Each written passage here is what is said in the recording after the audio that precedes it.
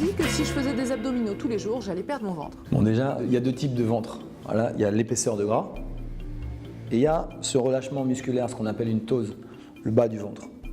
La première chose, c'est que si vous avez un relâchement musculaire en bas, il y a une raison fondamentale.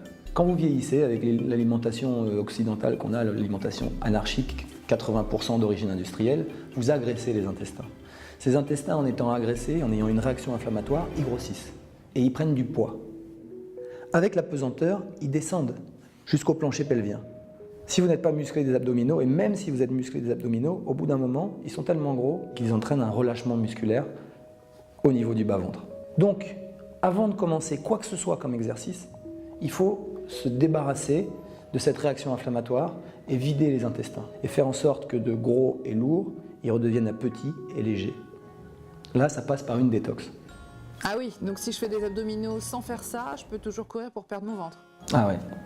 Si on fait que des abdominaux et qu'on a 15-20 kg de tripes dans le ventre, vous aurez toujours un gros ventre.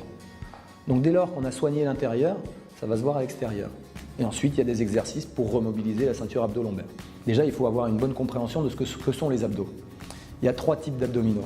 Les grands droits, qui ne nous servent pas à grand-chose. Ça, c'est les abdos de la frime. Après, il y a les abdos qui sont sur les côtés, les obliques, qui vous permettent les rotations.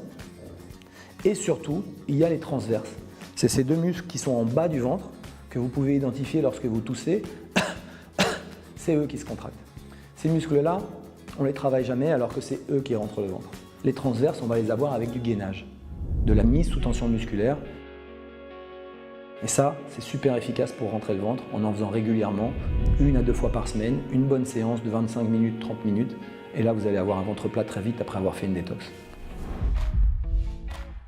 En résumé, un ventre tout plat, tout joli s'obtient avec une bonne détox, complétée aussi par des exercices de gainage.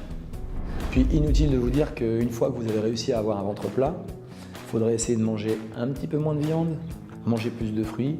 Je pense qu'au bout d'un petit moment, vous aurez un joli ventre plat.